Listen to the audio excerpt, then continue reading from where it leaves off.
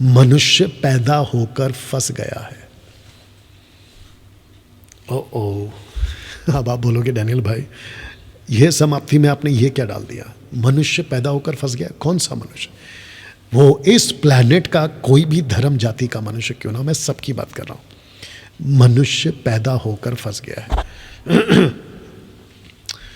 मैं चाहता हूं कि पहले आप इसको डाइजेस्ट करो, ये लाइन को डाइजेस्ट करो। डाइजेस्ट मतलब हजम करो, इसको पहले आप हजम करो, ठीक है ना।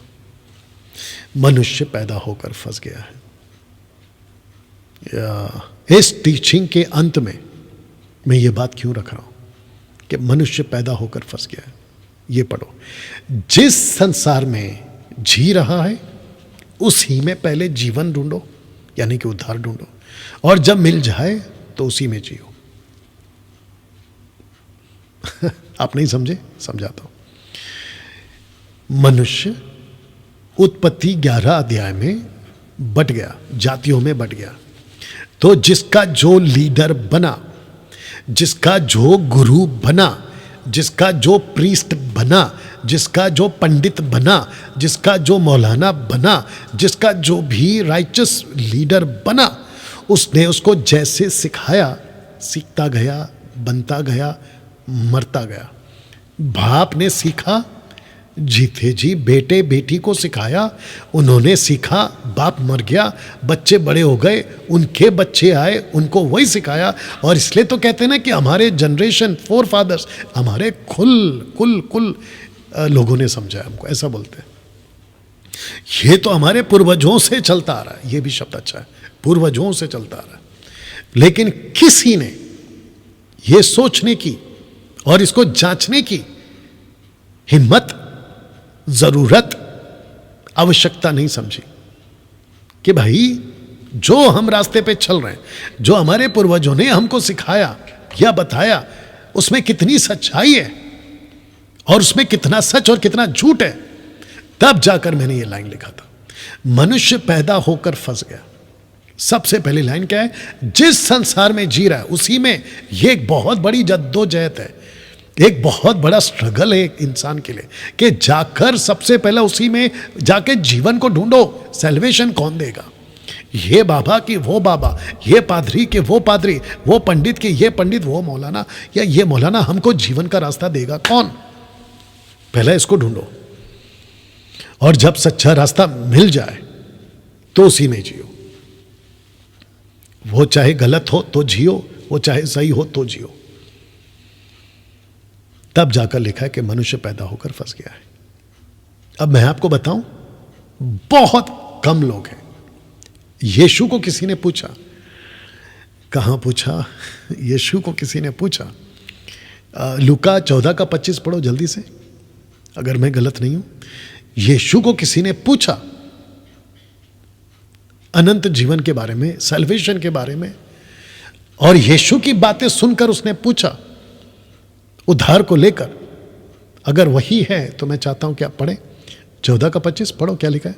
जब बड़ी भीड़ उसके साथ जा रही थी, हाँ, तो उसने पीछे मुड़कर उनसे कहा, हाँ, यदि कोई मेरे पास आए, हाँ, और अपने पिता और माता और पत्नी और बच्चों और भाइयों और बहनों वरन अपने प्राण को भी अप्रिय न जाने, तो वह मेरा चेला नहीं हो सकता।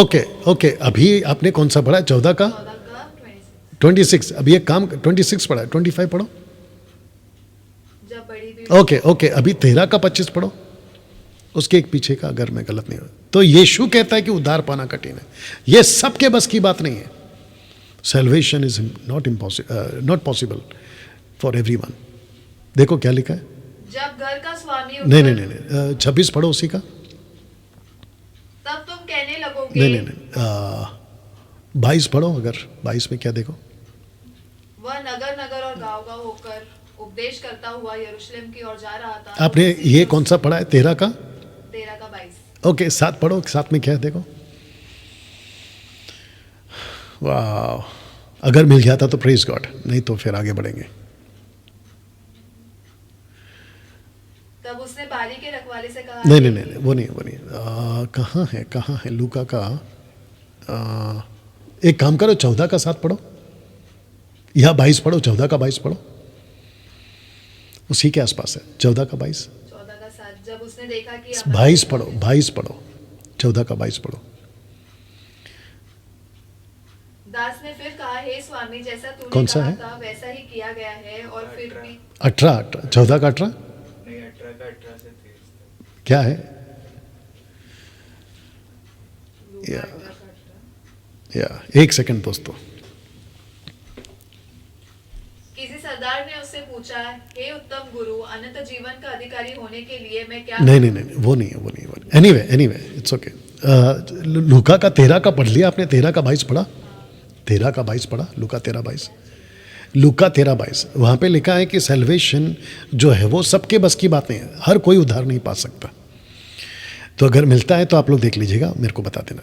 तो वापस कहता है, मनुष्य पैदा होकर फंस गया है, जिस संसार में जी रहा है सबसे पहला चैलेंज तो ये है, पहले उसी संसार में जीवन ढूंढो, सेल्वेशन ढूंढो। और लोग ढूंढ भी लेते हैं, अपने अपने हिसाब से ढूंढ लेते हैं, और कहते हैं कि भाई अब हमको मिल गया, और जब मिल गया है तो पूरी जिंदगी उसी में जीते, वो चाहे सही हो या गलत हो, उसी में जीते। तब जाकर आपके बीच में मैंने ये रखा है, लूका 7 का 22 है, लूका 7 का 25 है या 22 है, देखो लूका 7 का 22 या 25, वो मेरे दिमाग से नहीं जा रहा, क्योंकि अगर वो मिल जाए तो praise God, well and good. यहाँ पे कोई टाइप कर रहा है क्या? लूका 13 का 23 बोल रहे हैं कुछ लोग, लूका 13 का 23 पढ़ो, या कुछ लोग लूका का 13 का 23 बोल रहे हैं।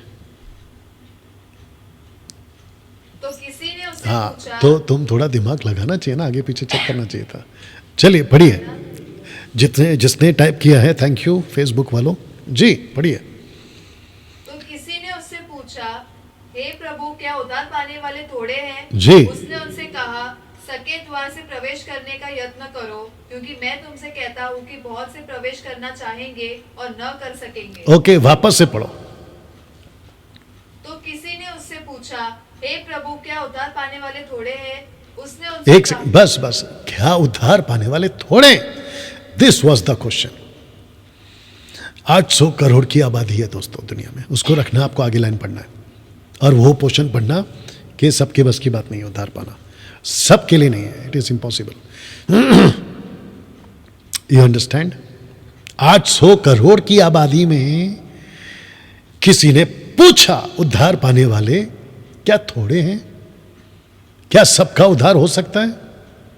तो मैं वापस कह रहा हूं कि मनुष्य पैदा होकर फंस गया है, जिस संसार में जी रहा है उसी में पहले जीवन ढूंढो।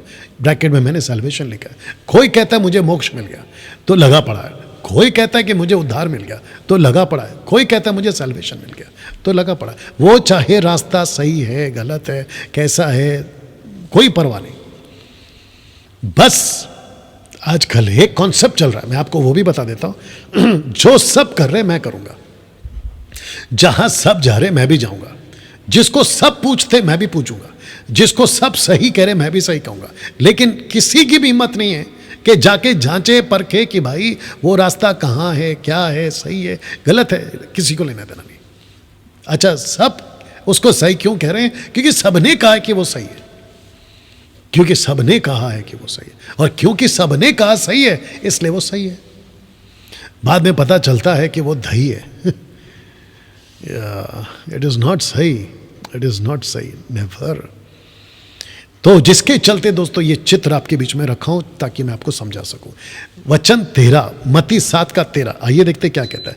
कहता है कि सकेत फाटक से प्रवेश करो, क्योंकि चौड़ा है वो मार्ग, चौड़ा है वो फाटक, और चाकल है वो मार्ग जो विनाश को पहुंचाता है, और बहुतेरे हैं जो उससे प्रवेश करते हैं। बहुतेरे, क्योंकि सबको, आप देख सकते हैं चित्र में ये वाला, सबको चौड़ा पसंद है, चौड़ा रास्ता। कहीं तो ये डायलॉग भी चलता है ना कि चौड़े पे आ, चौड़े में आ, बात करता हूं, चौड़े में आ। तो जिसके चलते यीशु ने बिल्कुल साफ कहा कि सकेत फाटक से प्रवेश करो। क्यों? क्योंकि चौड़ा है वो फाटक, चाकल है वो मार्ग जो विनाश को पहुंचाता है, बहुतेरे हैं जो उसे प्रवेश करते हैं। अब इसको पढ़ो 14 को, 7 का 14। क्योंकि सकेत है वो फाटक सकरा है वो मार्ग जो जीवन को पहुंचाता है, और थोड़े हैं जो उसे पाते। तो क्या पूछा था उसने 13:23 में, लूका 13:23 में, क्या उद्धार पाने वाले थोड़े हैं? यीशु ने कहा यस। और वजह क्या है? क्योंकि जो रास्ता मैं दिखाऊंगा वो चल ही नहीं पाएंगे। मैं जो टीचिंग दूंगा वो उस रास्ते से कभी आगे बढ़ ही नहीं पाएंगे।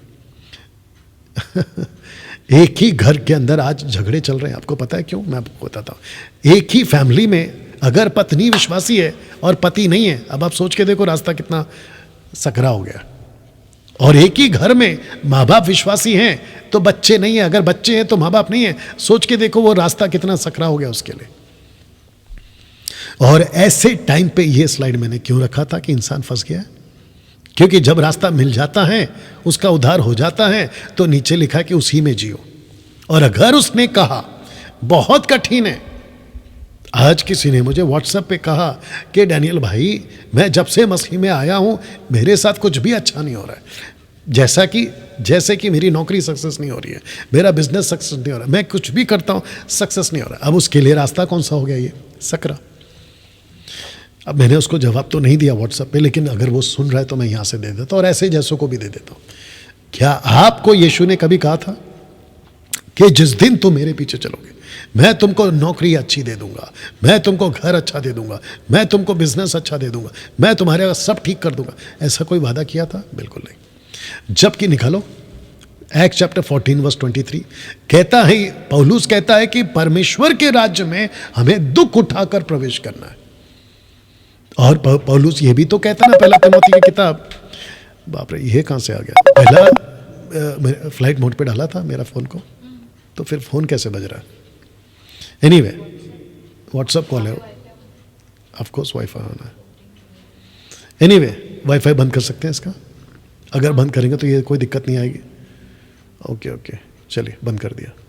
ओके वापस आ रहा हूँ, क्या बोल रहा था मैं? Thank you Jesus.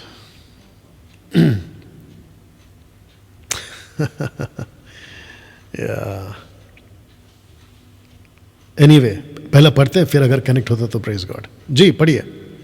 और उन्होंने हर एक कलीसिया, हाँ याद आ गया, बता रहा हूं।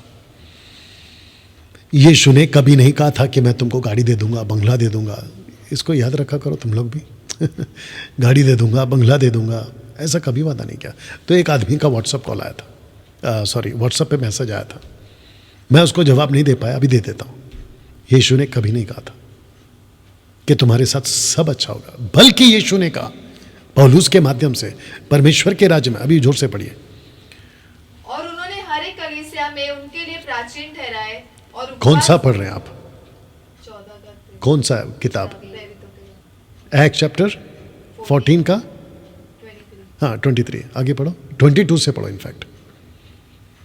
और चेलों के मन को स्थिर करते रहे जी। और यह उपदेश देते थे कि विश्वास में बने रहो, हाँ। और यह कहते थे हमें बड़े क्लेश उठाकर परमेश्वर के राज्य में प्रवेश करना होगा। हाँ सही, परमेश्वर के राज्य में क्लेश उठाकर हमें प्रवेश करना होगा। तो यीशु की टीचिंग, पौलुस की टीचिंग, पत्रस क्या कहता है पता है? कहता है कि इस पृथ्वी पे हम परदेसी हैं। हम इस पृथ्वी पे परदेसी हैं। तो मैं वापस कहता हूं, आपको जितने भी लोग आते हैं, एक एटीएम कार्ड देना। एटीएम कार्ड है किसी के पास? मेरा पर्स कहाँ पर है? इसमें है क्या? अच्छा एटीएम कार्ड जल्दी से ला बेटा, एटीएम कार्ड ला। एक मूर्ख टाइप का आदमी, उसका क्या होगा मैं नहीं जानता। उसके पास में लाखों की भीड़ है, उसको सोशल प्लेटफॉर्म पे मिलियंस में लोग देखते हैं, खुद को बहुत बड़ा अपोस्तल कहता है, उसके चर्च के लोग उसको पापा बुलाते हैं। मैं उसको नाम दे रहा हूं महामूर्ख आदमी। उसका क्या होगा मैं नहीं जानता हूं, यीशु उसका कैसा न्याय करेगा मैं नहीं जानता हूं। और अनंत काल के लिए जिसको उसने कहा ना कि हम तो परमेश्वर की जरूरत ना करते, सच्चे परमेश्वर को जानते हैं, वो खुद कहाँ एंड करेगा ये आपको पता चलेगा न्याय के दिन में। तो एटीएम कार्ड दिखाता है, उसके ऊपर प्रार्थना करता है, लाओ दे दो, आजा बेटा आराम से, उसके ऊपर हाथ रख के प्रार्थना करता है। और मूर्ख आदमी कहता है कि आपके अकाउंट में पैसे आ रहे हैं, आप अरे जो भी है दे दो। आपके अकाउंट में कौन सा नंबर है? हाँ ऐसे हाथ रखता है और कहता है कि मैं अभी इसके ऊपर प्रार्थना कर रहा हूं, आपके एटीएम कार्ड में पैसा आ रहा है, और बोलता है मैसेज चेक करो, मैसेज चेक करो। कैसा बकवास आदमी है यार तू, कैसा बकवास आदमी है, और क्या गंदगी मचा रहे हो। और ऐसे लोगों को आप देखो, उनके फॉलोअर्स को। बागेश्वर बाबा आजकल बहुत फेमस है, लाखों की भीड़ आती है, आपने देखा होगा बागेश्वर बाबा। वो क्या कर रहा है, और ये बाबा ये क्या कर रहा है, सोच के देखिए आप। आजकल का जो दौर है ना, मैं तो कहता हूं कि 800 करोड़ की आबादी, तुम लोग एजुकेट क्यों नहीं हो रहे हो? भारत के 135-40 करोड़ की आबादी, तुम लोग एजुकेट क्यों नहीं हो रहे हो? तुम अच्छे खासे स्कूल कॉलेज जाने वाले हाईली एजुकेटेड हो। अभी का जो जनरेशन है ना, वो पिछले 20-25 साल के जनरेशन तो बेहतर है पढ़ा लिखाई के मामले में। आप लोग एजुकेट क्यों नहीं हो रहे? और ये बाबाओं के पीछे पड़ के तुम लोग अपनी की पूरी संपत्ति लौटा रहे हो, और ऐसे अंधकार में चल रहे हो कि क्या बताएं। परमेश्वर कभी पैसा नहीं मांगता। बहुत कान खोल के ध्यान से सुनो, परमेश्वर का पैसे से किसी प्रकार का, तुम्हारे पॉकेट के पैसे से किसी प्रकार का कोई लेना देना नहीं है। अपना पैसा अपने पास रखो, अपने फ्यूचर को बनाओ, बच्चों को खिलाओ, अच्छा खाना खाओ, आगे का फ्यूचर का बैंक बैलेंस करके रखो। लेकिन ये बाबाओं के पीछे लाखों रुपए तुम जो लुटवा देते हो, बकवास है। तो मैं वापस कहता हूं ये स्टेटमेंट के हिसाब से कि यीशु ने कभी यह वादा नहीं किया था कि सब कुछ अच्छा हो जाएगा, बल्कि पौलुस कहता है पहला तिमोथी 6:10 में, 5, 6, 7, 8, 10 तक में कहता है कि जितना है उसी में संतुष्ट रहो। अगर प्रभु किसी को घर देता है, प्रेज गॉड। अगर किसी को गाड़ी देता है, प्रेज गॉड। अगर किसी को विदेश भेजता है, प्रेज गॉड। लेकिन क्योंकि कोई दूसरा कर रहा है मैं भी बनूंगा, क्योंकि कोई दूसरे की ऐसी है तो मेरे को भी मिलनी चाहिए। मंकी सीज मंकी डज, बंदर देखता है बंदर करता है। क्या हरकत है भैया ना। तो ये चित्र को रखकर मैं चाहता हूं कि आपको एक और चित्र दिखाऊं, और ये मेरा लास्ट हिस्सा है, एपिसोड नंबर 9 का लास्ट हिस्सा है। और ये सब मैं क्यों कह रहा हूं, क्योंकि अगर आपने ये देख लीजिए, मनुष्य पैदा होकर संसार में फंस गया। जिस संसार में जी रहा है उसी में पहले जीवन ढूंढो। जीवन का मतलब होता है सही शिक्षा। आपको अच्छा शिक्षा, जो कि अभी हम बता रहे हैं, मुझ जैसे 10% लोग बताते हैं, उसको पाओ, और अगर वो मिल जाए सही शिक्षा तो उसी में बने रहो। ये बात है, ठीक है ना। तो जिसके चलते ये चित्र दिखा रहा हूं, और बहुत ध्यान से चित्र को भी देखो, और जो लिखा है उसको भी समझेंगे। और आपके लिए मैं पढ़ने जा रहा हूं। लिखा है कि God gave all freedom to Adam. वाह, अच्छा है। God gave all freedom to Adam, Genesis chapter 2:16 में। ये फ्रीडम का मतलब क्या है मैं आपको बता देता हूं। इस बगीचे में, ओके, मैंने रखा है, नहीं रखा है, ओके, जल्दी से निकालना। जेनेसिस चैप्टर 2:16, इस बगीचे में जितना भी फल है, जितने भी फल, उसको तू बिंदास खा ले, मुंबई की भाषा में। आइए सुनते हैं जी, जेनेसिस 2:16, उत्पत्ति 2:16। और यहोवा परमेश्वर ने आदम को यह आज्ञा दी, तू वाटिका के सब वृक्षों का फल बिना खटके खा सकता है, पर भले या बुरे का ज्ञान का जो वृक्ष है उसका फल तू कभी न खाना। ओके, वापस पढ़िए, स्टार्टिंग फर्स्ट पार्ट जी। और यहोवा परमेश्वर ने आदम को यह आज्ञा दी, तू वाटिका के सब वृक्षों का फल बिना खटके खा सकता है। ओके, इसको कहते हैं विदाउट एनी हेजिटेट, बिना हिचकिचाए बिंदास खा ले। तो इसको कहते हैं कि God gave all freedom to Adam.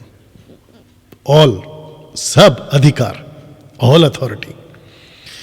अब इसको पढ़ो, विथ वन रिस्ट्रिक्शन, एक रिस्ट्रिक्शन के साथ। और वो रिस्ट्रिक्शन क्या है?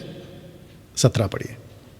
पर भले या बुरे के ज्ञान का जो वृक्ष है उसका फल तू कभी न खाना। रिपीट। पर भले या बुरे के ज्ञान का जो वृक्ष है उसका फल तू कभी न खाना। ओके, तो वचन 16 क्या कहता है? खा सकता है जितना भी बगीचे का। उसको फिर पढ़ो 16 को। और यहोवा परमेश्वर ने आदम को यह आज्ञा दी, तू वाटिका के सब वृक्षों एक मिनट, सब लिखा है ना, सब। सब। तो जितना भी सब है उसको तू खा सकता है। तो इसको कहते हैं कि God gave all freedom to Adam with one restriction.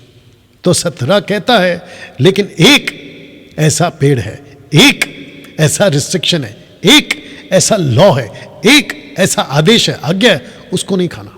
सोच के देखिए, आदम के पास में फल खाने को हजारों पेड़ है या हजारों फ्रूट है, लेकिन इस बंदे ने क्या किया, मैं रखने जा रहा हूं। लिखा है but he chose the wrong one. बाप रे, आप ताज्जुब हैं, आपके दद्दू आदम, आपके दद्दू, क्या हो गया, सब ठीक है? आपके दद्दू आदम से अगर आप पूछोगे, आपको भी हंसी आ रही होगी और सेम टाइम गुस्सा भी आ रहा होगा कि भाई, जब तेरे को बगीचे के इतने फ्रूट्स दिए थे, तेरे को बगीचे के इतने आज़ादी दी थी और तुझे सिर्फ एक रिस्ट्रिक्शन दिया था, मतलब इसको नहीं खाना, दैट्स इट, कंडीशन, या एक कंडीशन, वन रिस्ट्रिक्शन, एनीवे, ठीक है ना, एक, इसको नहीं खाना, इधर नहीं जाना, इट्स ओके, इधर नहीं जाना, ये नहीं खाना। क्या फर्क पड़ जाता है इस आदमी को, सोच के देखिए आप। ये तो ऐसा हो गया ना कि आपको कहता है परमेश्वर, थोड़ा मजाकिया लगेगा लेकिन ले लो, क्या कर सकते हैं। मेरे दिमाग में तो अभी यही एग्जांपल आ रहा है, आपके सामने BMW है, ऑडी है, मर्सिडीज है, आपके पास में सब कुछ है, और परमेश्वर ने कहा कि बेटा सिर्फ मारुति 800, अभी मारुति 800 को मैं गलत नहीं, मारुति 800 को, ऑल्टो को, वैगनार को मैं गलत नहीं बोल रहा हूँ, ठीक है ना। मैं कह रहा हूँ आपके सामने इतने सारे हैं, आपको कहता है कि बस इसको नहीं लगाना हाथ, तुमने जाके उसी को हाथ लगाया। बताइए, और आजकल का ज़माना कैसा है मैं आपको बताता हूँ। अगर आपको थोड़ा दें और उसी के बगल में बहुत सारा दें और आपको कहें कि भाई चूज करो, चुनाव करो, मैं आपको दावे से कहता हूँ शायद ही 800 करोड़ की आबादी में कोई एक आदमी ऐसा होगा जो थोड़े को चुनेगा, वो हमेशा ज़्यादा को चुनेगा। अब आप सोचो कि आदम ने क्या किया। तो इसको कहते हैं कि God gave all freedom to Adam with one restriction और condition, but he choose the wrong one, या chose the wrong one. Okay, now ये चित्र देख लीजिएगा। अब मैं वचन रख रहा हूं, ठीक है ना।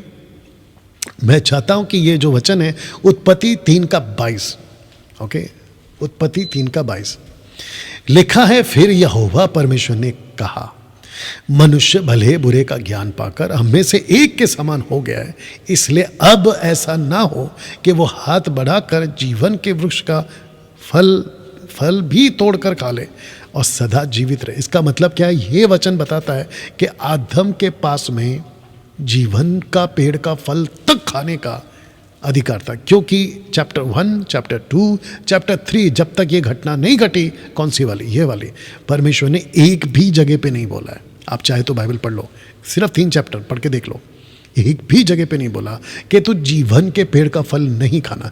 परमेश्वर ने बल्कि ये कहा 2:17 में कि तू पाप का पेड़ का फल नहीं खाना, भले और बुरे का नहीं खाना। वाह! तो मेरा क्वेश्चन ये है, इस आदमी ने वो जीवन का पेड़ का फल क्यों नहीं खाया? और इसने चुनाव क्या कर लिया? गलत पेड़ का। अब इसके पीछे हाथ किसका, ये भी आप जानते हैं। तो आपको अब समझ में आ रहा होगा कि सबसे बड़ी मुसीबत क्या है? मनुष्य पैदा होकर फंस गया। दूसरे शब्दों में, इसी संसार में उसको जो चुनना है, जिसको कहते हैं सही चुनाव, वो ना करके अगर वो गलत रास्ते पे निकल गया तो खत्म। लेकिन अगर इसी दुनिया में उसको अगर सही रास्ता मिल गया, अगर वो सही चूज कर गया तो बच गया। लेकिन आदम से सीख सकते हैं कि इस व्यक्ति ने सब कुछ छोड़ दिया और वो एक गलत रास्ता को चुन लिया। कहीं यही गलती आपसे तो नहीं हो रही है? तो जिसके चलते उत्पत्ति 3:23 में, तब यहोवा परमेश्वर ने उसको अधन की वाटिका में से निकाल दिया कि वह उस भूमि पर खेती करे जिसमें से वो बनाया गया था। परमेश्वर ने उसको निकाल दिया, उसको कहा गेट आउट। अब इसको देखो, वचन 24 क्या कहता है? कहता है, इसीलिए आदम को उसने निकाल दिया और जीवन के वृक्ष के मार्ग का पहरा देने के लिए। बहुत ध्यान से पड़ेगा। जीवन के मार्ग का पहरा देने के लिए अधन की वाटिका के पूर्व की ओर करूबों को और चारों ओर घूमने वाली ज्वालामय तलवार को भी नियुक्त कर दिया। नियुक्त कर दिया तो इसका मतलब है कि रास्ता, एरो देख लीजिएगा, रास्ता जो जीवन के वृक्ष के पास जाता है, जीवन के वृक्ष के मार्ग का पहरा देने के लिए जो रास्ता जीवन की तरफ जाता है, आदम क्योंकि तुमने गलत चुनाव किया, तुम भटक गए हो, अब वो रास्ता तुमको नहीं दिखेगा और नहीं दिखाऊंगा। उस दिन से लेकर आज तक, जरा शब्द को पढ़ लो, इसलिए मैंने ऐसा रखा है, ये आदम जात बस भटक रही है और वो भी बिना सच्चे परमेश्वर को जाने, और वो भी बिना सच्चे परमेश्वर के नहीं जानती। तो जिसके चलते ये चित्र रखा हूं कि चुनाव का कॉन्सेप्ट तो परमेश्वर ने आज भी रखा है। एक तरफ गलत रास्ता, एक तरफ सही रास्ता। मत्ती 16:26 क्या कहता है पता है? यदि मनुष्य सारे जगत को प्राप्त करे, अपने प्राण की हानि उठाए, तो उसे क्या लाभ होगा? या मनुष्य अपने प्राण के बदले में क्या पाएगा? आज तुम्हारे पास में सब कुछ है, लेकिन वो तुम्हारे पास में रास्ता नहीं है जो तुमको जीवन के रास्ते पे चला। ये वाला लिखा है कि जीवन के रास्ते पे आप नहीं आ सकते। कब तक नहीं आ सकते? जब तक परमेश्वर आपको वो रास्ता नहीं देता या दिखाता। आज क्या हो रहा है? इस रास्ते पर परमेश्वर ने रास्ता दिखाने के लिए अब उसने रास्ता खोल दिया है। इसलिए जीसस ने क्या कहा? मैं सत्य हूं, मैं जीवन हूं, मैं दरवाजा हूं। बोले कि नहीं बोले? मार्ग सत्य जीवन मैं हूं। जो कोई मुझ पर विश्वास करेगा वो पिता के पास फिर जा सकता है। तो जिसके चलते ये वचन रखा, आपने सब कुछ हासिल किया। लूसीफर इस बात को आज भी जानता है, अगर मैं इनके दद्दू को फंसा सकता हूं, आदम जात को फंसा सकता हूं, तो ये क्या चीज है? ये तो उसकी औलादें हैं। तो जिसके चलते मैंने कहा कि इंसान सब कुछ हासिल कर रहा है लेकिन सत्य को हासिल नहीं कर पा रहा है। परमेश्वर का दुख क्या है पता है? इसको पढ़िए। क्योंकि प्रभु यहोवा की यह वाणी है, जो मरे उसके मरने से मैं प्रसन्न नहीं होता, इसलिए पश्चाताप करो तो भी तभी तुम जीवित रहोगे। परमेश्वर किसी के मरने से प्रसन्न नहीं होता। वो चाहता है कि आप पश्चाताप करो, सत्य को जानो। प्रेरितों की किताब उसका 17:30-31 ये लास्ट स्लाइड है। इसलिए परमेश्वर अज्ञानता के समयों से आनाकानी करके अज्ञानता मतलब जो आज्ञा थी उसको लोगों ने डिसोबे किया, गलत तरीके से उसकी आज्ञा को नहीं माना, लेकिन उसी को परमेश्वर ने क्या किया? आनाकानी किया। आनाकानी मतलब अब समझते हैं, इग्नोर किया आपको, और अब हर जगह मनुष्यों को मन फिराने की आज्ञा देता है, क्योंकि उसने एक दिन ठहराया है जिसमें वह उस मनुष्य के द्वारा, यीशु के द्वारा इस जगत का न्याय करेगा, जिससे उसने ठहराया है और से मरे हुओं में से जिलाकर ये बात सब पर प्रमाणित करती है। यीशु मरा क्यों? आपको वापस उस पेड़ के पास पहुंचाने के लिए। इस पेड़ के पास जिसको परमेश्वर ने उस रास्ते को रोक दिया था कि आदम वापस नहीं आ सकता। क्यों? क्योंकि वापस आने का रास्ता एक ही है और वो रास्ता यीशु से होकर जाता है। वो रास्ता यीशु से होकर जाता है। तो जिसको परमेश्वर कहता है, जिसको परमेश्वर कहता है मैंने आनाकानी की, मैंने तुम लोगों को बहुत इग्नोर किया। क्यों किया पता है? ताकि मैं तुमको मन फिराव का मौका दूं। और जब तुम मन फिराओ तो एक आदमी को रखा है, उसका नाम है यीशु। उसने एक दिन ठहराया जिसमें वह मनुष्य के द्वारा धर्म से जगत का न्याय करेगा, जिससे उसने ठहराया और उसे मरे हुए में से जिलाकर इस बात पर सब पर प्रमाणित कर दिया। अब मैं आपको बताता हूं कि ये मैंने क्यों रखा। वजह यह है कि परमेश्वर पिता ने इस सृष्टि को बचाने के लिए अपने इकलौते बेटे को, जिसको कहते हैं बिगॉटन, बिगॉटन का मतलब ये नहीं होता है कि वो पैदा होकर बिगॉटन बने। बिगॉटन का मतलब होता है, इकलौते का ये मतलब होता है कि वो शुरू से उसके साथ था, तो उसको नाम दिया बिगॉटन। John chapter 3:16। कुछ लोगों ने इसको बिगॉटन का अलग ही मतलब बता दिया, ठीक है ना। तो यीशु जो पैदा हुआ, यीशु परमेश्वर से अलग क्यों है? क्योंकि परमेश्वर ने यीशु को ये क्या कहते हैं ना, मिशन दिया था। उस दिन जिस दिन आदम निकल गया था, उस दिन जिस दिन परमेश्वर ने लूसीफर से कहा था कि इस औरत के बीच में और तेरे बीज नॉट बीच, बीज सीड, SEED सीड, उसके बीज में, दोनों के वंश के बीज में मैं भय उत्पन्न करूंगा। तो यीशु उसी दिन से उसकी प्लानिंग हो चुकी थी कि वो जगत में आएगा। तो जिसने कहा है ना कि अगर यीशु मसीह परमेश्वर है तो वो परमेश्वर को पिता क्यों बोल रहा है? ये वजह है। अगर किसी ने कहा अगर यीशु मसीह परमेश्वर है तो वो पिता से प्रार्थना क्यों कर रहा है?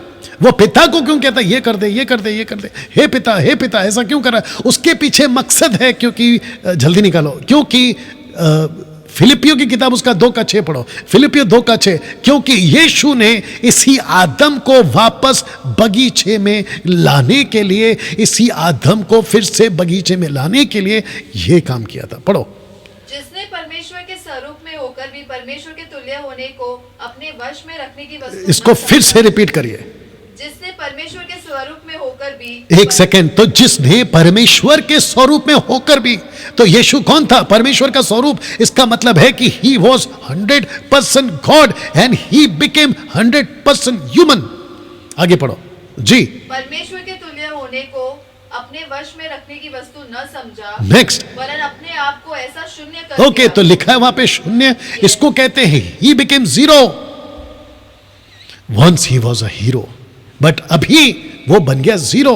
तो जो यीशु इस आदम को वापस से बगीचे में ला सके, क्योंकि रास्ता बंद कर दिया। आप देख सकते हैं कि जीवन के वृक्ष के मार्ग का पहरा देने के लिए रास्ता रोक दिया था, क्योंकि यहां पे रास्ता निकलता है वापस नहीं, तुम पाप करो फिर वापस जाओ। नो, आपको पहले पाप से छूटना है, उसके बाद आपको रास्ता मिलेगा। तो यीशु कौन बना? यीशु कौन बना? वो रास्ता बना। इसलिए जीसस ने कहा यूहन्ना 14:6 में, आई एम द वे, मैं हूं रास्ता। तो इस व्यक्ति को फिर से बगीचे में लाने के लिए परमेश्वर ने ये योजना बनाई। और यीशु को क्या किया? उसको मारा आपके लिए, उसको जिंदा किया आपके लिए, और अभी वो हमेशा जिंदा है, वो भी आपके लिए। बताइए। तो दोस्तों कैसा लगा? आशा करता हूं कि आप ये टोटल एपिसोड को, अभी तक के 9 एपिसोड को आपने समझा है, जाना है, और जितने भी फेसबुक और यूट्यूब पे देख रहे हैं, आपको कैसा लगा